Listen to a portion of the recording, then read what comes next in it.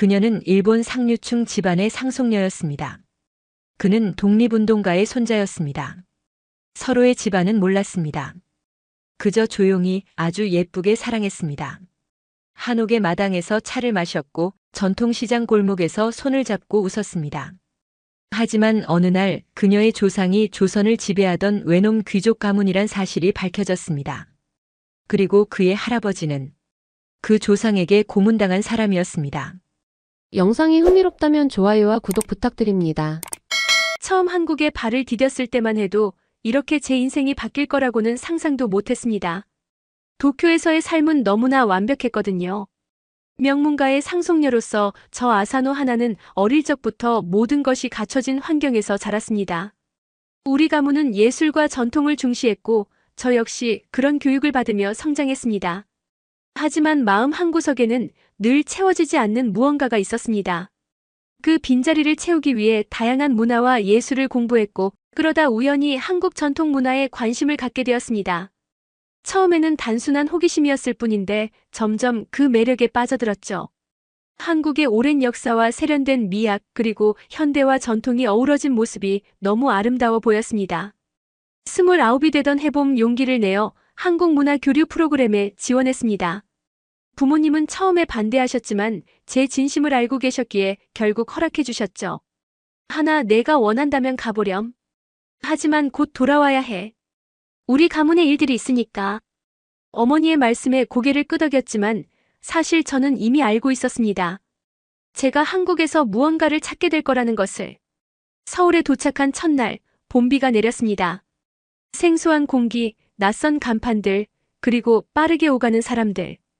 모든 것이 새롭고 신기했습니다. 숙소에 짐을 풀고 창밖을 바라보며 생각했죠. 여기서 나는 누구로 살아갈 수 있을까? 아사노 하나가 아닌 그냥 하나로 살아가는 시간이 기대되었습니다. 다음 날부터 한국 전통문화 강좌가 시작되었습니다.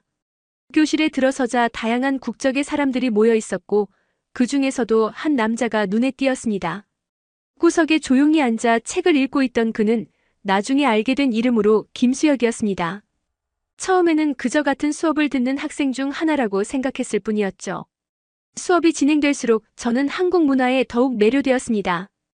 도자기의 선, 한복의 색감, 그리고 한글의 아름다움까지. 모든 것이 경이로웠습니다. 그런데 제가 질문을 할 때마다 그 조용한 남자의 시선이 느껴졌습니다. 처음에는 신경 쓰이기도 했지만 시간이 지날수록 그의 눈빛이 비난이 아닌 순수한 관심이라는 것을 알게 되었죠. 어느 날 수업이 끝난 후 우연히 같은 카페에서 마주쳤습니다. 그는 조심스럽게 다가와 말을 걸었습니다. 한국 도자기에 관심이 많으신 것 같아서요. 이번 주말에 인사동에 전시회가 열리는데 혹시 관심 있으신가요? 그의 목소리는 조용했지만 또렷했습니다. 망설임 없이 동의했고 그것이 우리의 첫 만남이었습니다. 김수혁은 말이 많지 않았습니다. 하지만 그의 침묵은 불편함이 아닌 편안함을 주었죠. 함께 거닐며 그는 서울의 구석구석을 소개해 주었고 저는 그의 눈을 통해 한국을 새롭게 바라보게 되었습니다. 전시회 날 비가 내렸지만 그는 미리 우산을 준비해 왔더군요. 날씨가 변덕스러울 것 같아서요. 그의 배려심은 작은 것에서도 드러났습니다. 시간이 흐를수록 우리는 자연스럽게 가까워졌습니다. 강좌가 끝난 후에도 우리는 계속 만났고 서로의 이야기를 나누었습니다. 그는 한국 역사를 전공했다고 했고 조용한 열정으로 자신의 연구에 대해 이야기할 때면 그의 눈이 빛났습니다. 저는 그런 모습에 더욱 끌렸죠. 하나 씨는 왜 한국에 오게 되었나요? 어느 날 그가 물었습니다. 솔직히 답하기 어려운 질문이었습니다. 제 가문의 배경을 이야기해야 할까? 망설였지만 단순히 문화적 관심이라고만 답했습니다. 그는 더 묻지 않고 고개를 끄덕였습니다. 그때 알았어야 했습니다. 제가 무언가를 숨기고 있다는 것을 그도 느꼈을지도 모른다는 것을. 여름이 깊어갈수록 우리의 관계도 깊어졌습니다. 김수혁은 제게 한강에서의 피크닉, 북촌의 골목길, 그리고 남산에서 바라본 서울의 야경을 선물했습니다. 그와 함께하는 시간은 마치 꿈처럼 흘러갔고 저는 점점 더 한국에 그리고 그에게 마음을 빼앗겼습니다. 어느 비오는 저녁 그가 처음으로 제 손을 잡았습니다. 카페 테이블 위에서 아무 말 없이.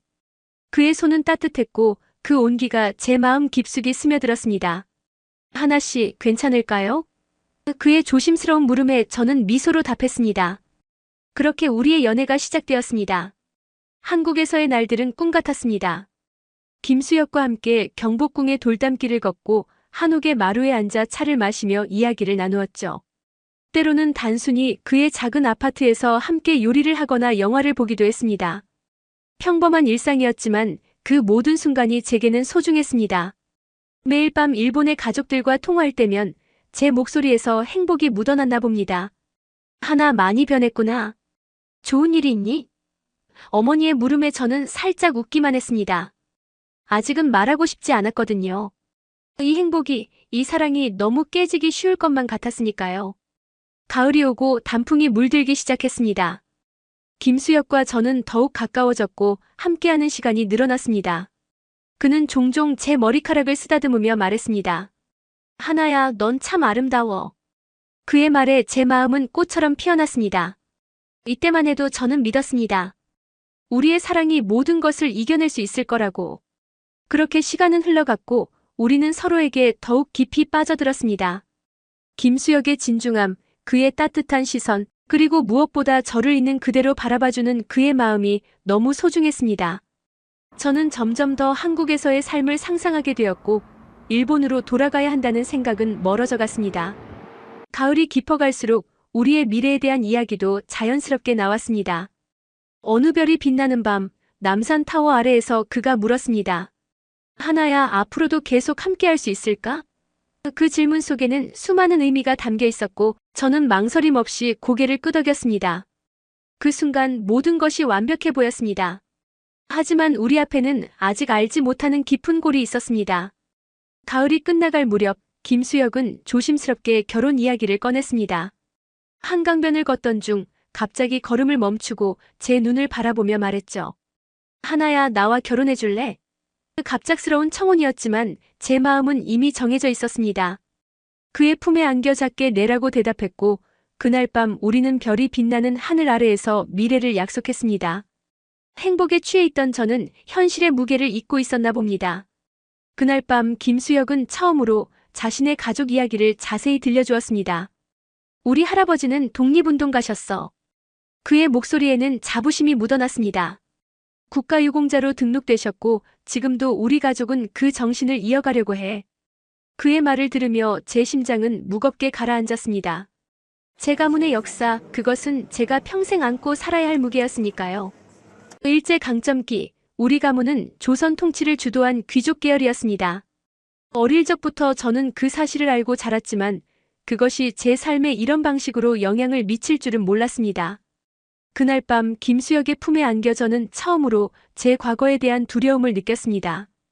그에게 말해야 할까요? 하지만 어떻게 시작해야 할지 알 수 없었습니다. 내일 부모님께 소개하고 싶어. 그의 말에 작게 고개를 끄덕였지만 마음은 이미 불안으로 가득 찼습니다. 다음 날 김수혁의 가족을 만났습니다. 그의 부모님은 예의 바르게 저를 맞아주셨고 처음에는 모든 것이 순조로워 보였습니다. 그러나 대화 중에 제 출신에 대한 질문이 나왔고 저는 최대한 모호하게 답변했습니다. 김수혁의 어머니가 일본어로 몇 마디 건네셨을 때 저는 놀랐지만 자연스럽게 대화를 이어갔습니다. 저녁 식사 후 김수혁의 아버지는 사진첩을 꺼내셨습니다. 이분이 우리 할아버지십니다. 낡은 사진 속에는 단정한 한복을 입은 노인이 계셨습니다. 일제 때 감옥에서 고문도 많이 받으셨지만 끝까지 굴하지 않으셨대요. 그 말을 들으며 저는 손끝이 차가워지는 것을 느꼈습니다. 그날 밤 김수혁은 제가 평소보다 조용하다는 것을 알아챘습니다. 괜찮아? 무슨 일 있어? 그의 물음에 고개를 저었지만 마음속으로는 폭풍이 휘몰아치고 있었습니다. 우리의 사랑이 감당해야 할 역사의 무게가 너무 무거웠습니다. 며칠 후 김수혁의 집에 다시 초대받았습니다. 그런데 이번엔 분위기가 달랐습니다. 식탁에 앉자마자 느껴지는 긴장감, 그리고 김수혁 아버지의 굳은 표정. 무언가 잘못됐다는 느낌이 들었습니다. 하나 씨의 가족에 대해 좀 더 알고 싶습니다. 김수혁의 아버지가 천천히 말을 꺼냈습니다. 우연히 아사노라는 이름이 특별한 가문이라는 것을 알게 되었거든요. 순간 제 심장이 멎는 것 같았습니다. 그들이 알아낸 것입니다. 제가 그토록 숨기고 싶었던 진실을. 김수혁도 놀란 표정이었습니다.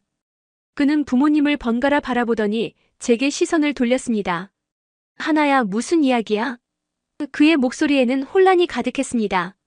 제 입술이 떨렸지만 이제는 피할 수 없었습니다. 네. 제 가문은 말을 이을 수 없었습니다. 김수혁의 아버지가 대신 말씀하셨습니다. 아사노 가문은 일제강점기 때 조선 통치를 주도한 귀족 가문이었습니다. 그 말에 식탁은 무거운 침묵에 잠겼습니다. 김수혁의 얼굴에서 피가 빠져나가는 것이 보였습니다. 집으로 돌아오는 길, 우리는 아무 말도 하지 않았습니다. 김수혁이 저를 숙소 앞에 내려주고 말했습니다. 생각할 시간이 필요해. 그리고는 떠나버렸습니다. 그날 밤 저는 처음으로 한국에서 완전히 혼자라는 것을 느꼈습니다. 다음 날부터 김수혁은 연락이 끊겼습니다. 문자도 전화도 없었습니다. 매일 아침 일어나 핸드폰을 확인했지만 그의 이름은 화면에 떠오르지 않았습니다. 그리고 제 마음속에는 깊은 후회와 자책이 자리 잡았습니다. 왜 처음부터 모든 것을 말하지 않았을까? 하지만 그랬다면 그가 저를 같은 방식으로 바라봐 주었을까요? 일주일이 지났을 때 드디어 김수혁에게서 연락이 왔습니다. 만날 수 있을까? 단 한 줄의 문자였지만 그 말에 제 심장은 요동쳤습니다. 약속 장소에 도착했을 때 그는 이미 와 있었습니다. 평소보다 수척해 보였고 눈 밑에는 피곤함이 어려 있었습니다. 많이 생각했어. 그가 먼저 입을 열었습니다. 우리 할아버지가 당하신 일들, 그리고 내 가문이. 그는 말을 잇지 못했습니다. 저는 그의 손을 잡으려 했지만 그가 살짝 물러났습니다. 그 순간 제 마음이 산산조각 나는 것 같았습니다. 미안해요, 수혁 씨. 제가 먼저 말했어야 했는데. 제 목소리는 떨렸고 눈물이 흘러내렸습니다. 하지만 제가 한 일은 아니에요. 저는 그러나 말을 이어갈 수 없었습니다. 어떤 변명도 역사의 아픔 앞에서는 무력했으니까요. 김수혁은 잠시 침묵하더니 천천히 말했습니다. 나도 알아. 이건 내가 한 일이 아니야. 하지만 우리 가족에게는, 특히 할아버지에게는. 그는 말을 멈추고 깊은 한숨을 내쉬었습니다. 시간이 필요해. 우리 모두에게. 그날 이후로 우리는 거리를 두게 되었습니다. 가끔 문자를 주고받았지만 예전과 같은 친밀함은 사라졌습니다. 저는 그를 이해했습니다. 어떻게 저와의 사랑과 가족의 역사 사이에서 쉽게 선택할 수 있겠습니까? 그것은 그에게 너무 큰 짐이었습니다.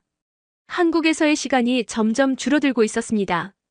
곧 일본으로 돌아가야 했지만 제 마음은 여전히 그에게 남아 있었습니다.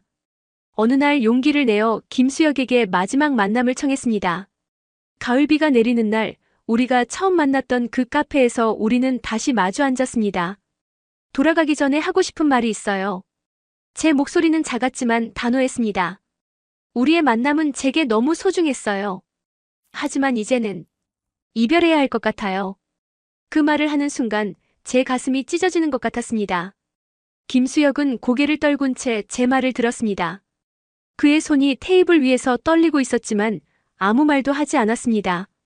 제가 일어나 떠나려 할 때 그가 마침내 입을 열었습니다. 역사의 상처는 깊어. 하지만 그렇다고 해서 사람과 사람 사이의 진심까지 부정할 수는 없지 않을까? 그 말에 저는 발걸음을 멈추었습니다. 하지만 돌아보지 않았습니다. 돌아본다면 제 결심이 흔들릴 것이 두려웠으니까요. 안녕히 계세요, 수혁 씨. 마지막 인사를 남기고 저는 그를 뒤로 한 채 카페를 나섰습니다. 비가 오는 거리를 걸으며 저는 결심했습니다. 떠나기 전에 한 가지만 더 해야 했습니다. 국립기록원으로 향했고 그곳에서 김수혁의 할아버지에 관한 자료를 찾았습니다. 독립운동가로서의 기록, 그리고 일제에 의해 받은 고문의 기록까지. 그 문서들을 읽으며 제 눈에서는 눈물이 멈추지 않았습니다. 한 장 한 장 넘기며 저는 역사의 무게를 직접 느꼈습니다. 제 조상들이 저지른 일들, 그로 인해 고통받은 사람들, 그리고 그 아픔이 지금까지도 이어지고 있다는 사실. 모든 것이 너무 무거웠습니다. 마지막 페이지를 덮으며 저는 홀로 흐느꼈습니다. 제가 얼마나 무지했는지, 얼마나 이기적이었는지를 깨달았습니다. 김수혁과의 사랑을 위해 역사를 가볍게 여겼던 제 자신이 부끄러웠습니다. 그리고 이제는 진정으로 이해했습니다. 왜 우리의 사랑이 쉽지 않은지를. 비가 그치고 저는 마음을 가다듬었습니다. 그리고 결심했습니다. 이것이 끝이 아니라 새로운 시작이 되어야 한다고. 역사를 인정하고 그 아픔에 공감하며 그리고 무엇보다 진심으로 사과하는 것.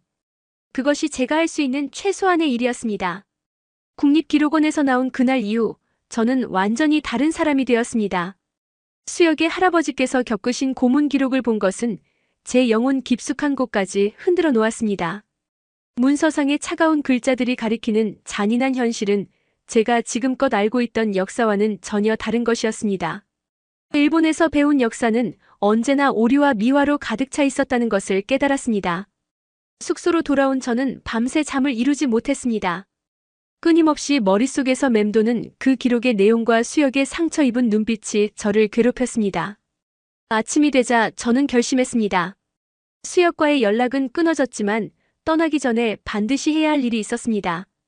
한국의 독립운동 역사를 제대로 알아야 했습니다. 그날부터 저는 독립기념관, 서대문 형무소 역사관, 안중근 의사 기념관 등 한국의 독립운동 관련 장소들을 방문하기 시작했습니다. 한 곳 한 곳 방문할 때마다 가슴은 더욱 무거워졌습니다. 특히 서대문 형무소에서는 실제 고문 도구들과 좁은 감방을 보며 몸서리를 쳤습니다. 이곳에 수혁의 할아버지도 계셨다는 생각에 눈물이 멈추지 않았습니다. 역사책과 자료들을 찾아 읽으며 밤을 지새웠습니다. 일제가 한국인들에게 행한 만행들, 강제징용과 위안부 문제, 그리고 문화재 약탈까지 모든 것이 새롭게 다가왔습니다. 어릴 적 교과서에서는 결코 배울 수 없었던 진실이었습니다. 그리고 그 모든 역사 속에 제 가문이 있었다는 사실이 너무나 부끄러웠습니다. 하루는 독립기념관에서 우연히 수혁의 할아버지에 관한 자료를 발견했습니다. 30대 초반의 젊은 나이에 체포되어 7년간 옥살이를 하신 후 해방 이후에도 끝까지 민족의 정체성을 지키기 위해 노력하신 분이었습니다. 사진 속 그분의 강인한 눈빛은 수혁과 너무나 닮아 있었습니다. 저도 모르게 그 사진 앞에서 깊이 고개를 숙였습니다. 일본으로 돌아갈 날짜는 점점 다가오고 있었지만 제 마음은 여전히 한국에 머물러 있었습니다. 수혁에게 연락하고 싶은 마음이 간절했지만 그가 저를 만나고 싶지 않을 거라는 두려움이 저를 망설이게 했습니다. 그러던 중 큰 용기를 내어 그의 부모님께 찾아가기로 결심했습니다. 최소한 떠나기 전에 진심 어린 사과는 드려야 한다고 생각했습니다. 수혁의 집을 찾아가는 길은 꿈속을 걷는 것 같았습니다. 떨리는 손으로 초인종을 누르자 수혁의 어머니께서 문을 열어주셨습니다. 제 얼굴을 보시고 놀라는 기색이 역력했지만 말없이 저를 안으로 들어오게 하셨습니다. 거실에는 수혁의 아버지도 계셨고 그분 역시 제 방문에 놀란 표정이었습니다. 무릎을 꿇고 고개를 깊이 숙이며 저는 준비해온 말을 꺼냈습니다. 제가 저지른 일은 없지만 제 조상들이 당신들의 나라와 가족에게 끼친 고통에 대해 진심으로 사과드립니다. 그 아픔을 알게 되었고 이제는 그 무게를 평생 안고 살아가겠습니다. 긴 침묵이 이어졌습니다. 고개를 들어보니 수혁의 어머니는 눈물을 흘리고 계셨고 아버지는 복잡한 표정으로 저를 바라보고 계셨습니다. 마침내 수혁의 어머니가 천천히 고개를 끄덕이셨습니다. 말씀은 없으셨지만 그 작은 움직임 속에 많은 의미가 담겨 있었습니다. 수혁은 어떻게 지내나요? 조심스럽게 여쭤보았습니다. 잠시 망설이시던 수혁의 아버지께서 대답하셨습니다. 많이 힘들어하고 있습니다. 하지만 당신이 연락해주기를 기다리고 있는 것 같습니다. 그 말씀에 제 마음은 흔들렸습니다. 수혁이 아직 저를 기다리고 있다니. 하지만 지금의 저는 그에게 어떤 말을 해야 할지 알 수 없었습니다. 자리에서 일어나 두 분께 다시 한번 깊이 인사를 드렸습니다. 제가 할 수 있는 것은 많지 않지만 진심을 전하고 싶었습니다. 감사합니다. 집을 나서는데 수혁의 어머니께서 저를 불러 세우셨습니다. 조용히 다가와 제 손을 잡으시더니 작게 말씀하셨습니다. 아픔은 모든 사람에게 있습니다. 중요한 것은 그 아픔을 어떻게 마주하느냐입니다. 그 말씀은 제게 작은 위로가 되었습니다. 숙소로 돌아와 저는 수혁에게 편지를 쓰기 시작했습니다. 처음에는 무슨 말을 해야 할지 몰라 백지만 바라보았지만 점차 마음속에 있던 모든 감정이 글로 옮겨지기 시작했습니다. 우리가 처음 만났던 순간부터 함께 걸었던 서울의 거리들, 나눴던 이야기들, 그리고 제가 알게 된 역사적 진실까지. 당신의 할아버지께서 겪으신 고통을 알게 되었을 때 저는 비로소 이해했습니다. 우리 사이에 놓인 깊은 골이 얼마나 넓고 깊은지를. 하지만 동시에 깨달았습니다. 진정한 사랑은 그 골을 뛰어넘을 수 있다는 것을. 제가 할 수 있는 유일한 일은 그 아픔을 인정하고 함께 기억하는 것뿐입니다. 당신을 사랑합니다. 하지만 그 사랑이 당신에게 더 큰 상처가 된다면 저는 기꺼이 물러나겠습니다. 편지를 마치고 봉투에 넣으며 이것이 우리의 마지막 대화가 될지도 모른다는 생각에 가슴이 아팠습니다. 다음 날 아침 용기를 내어 수혁의 집 우편함에 그 편지를 넣고 왔습니다. 돌아서는 발걸음이 무겁기만 했습니다. 그렇게 며칠이 흘렀습니다. 수혁에게서는 아무런 연락이 없었고 저는 일본으로 돌아갈 준비를 시작했습니다. 짐을 정리하며 한국에서의 추억들이 물밀듯이 밀려왔습니다.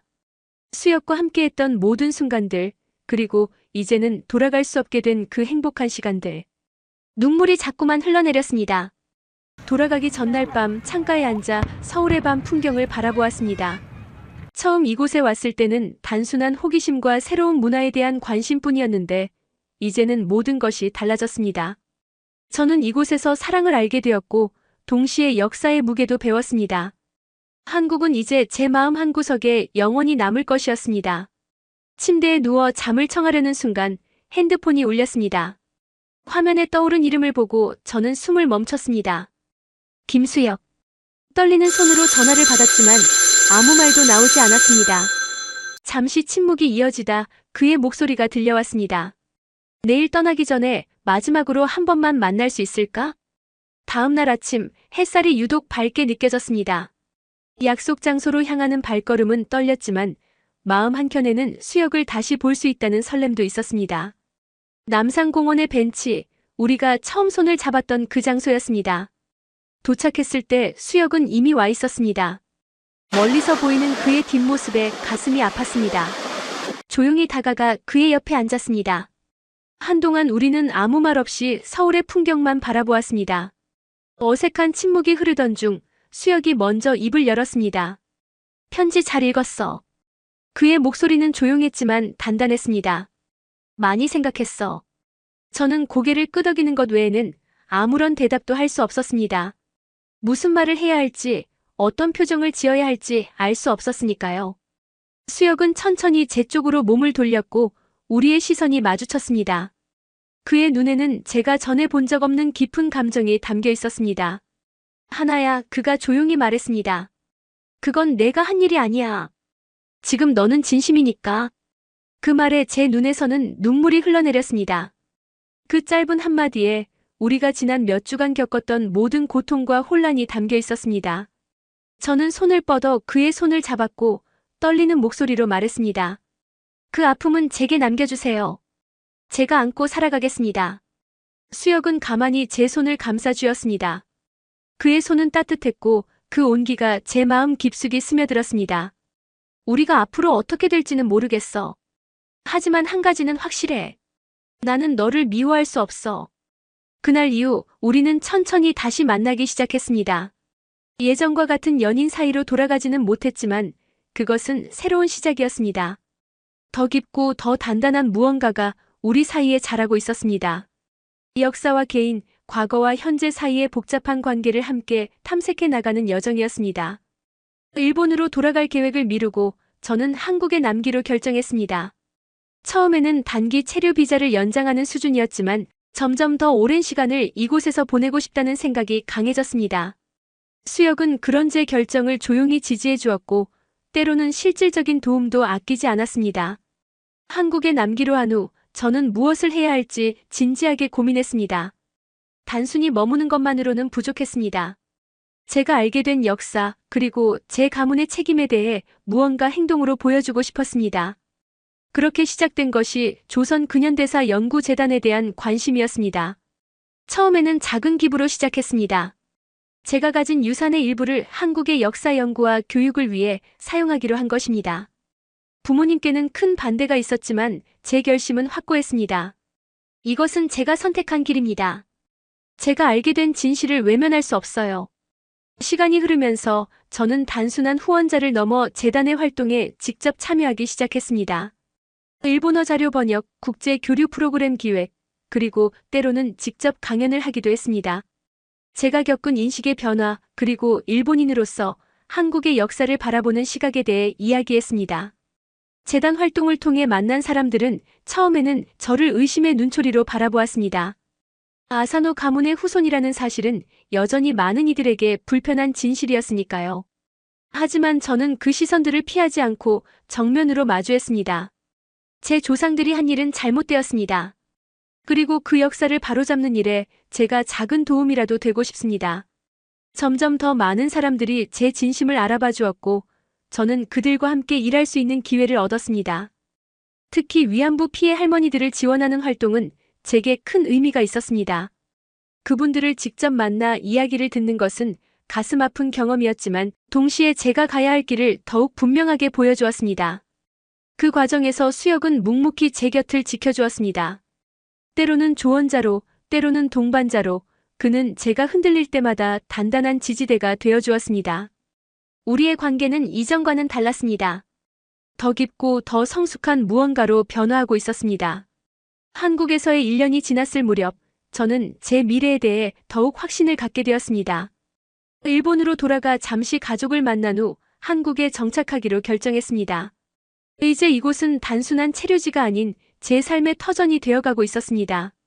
시간이 흐르면서 수혁과 저는 서로에게 더욱 가까워졌습니다.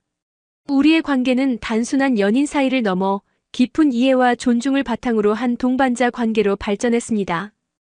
때로는 과거의 그림자가 우리 사이에 드리울 때도 있었지만 우리는 그것조차 함께 마주하며 극복해 나갔습니다. 어느 봄날 우리는 다시 남산에 올랐습니다. 처음 만났던 그 자리에서 수혁은 조용히 제 손을 잡고 말했습니다. 나는 너를 원망하지 않았습니다. 내가 지금 어떤 사람인지를 알게 됐으니까요. 그의 말에 제 마음은 따뜻해졌습니다. 우리가 걸어온 길은 쉽지 않았지만 그 여정을 통해 우리는 서로를 더 깊이 알게 되었습니다. 과거의 상처와 미래의 희망 사이에서 우리는 함께 현재를 살아가고 있었습니다. 재단 일을 계속하면서 저는 점점 더 많은 한국인들과 교류하게 되었습니다. 그들의 이야기를 듣고 그들의 아픔에 공감하며 저는 조금씩 변화했습니다. 더 이상 아사노 가문의 상속녀가 아닌 그저 하나로서 살아가는 법을 배웠습니다.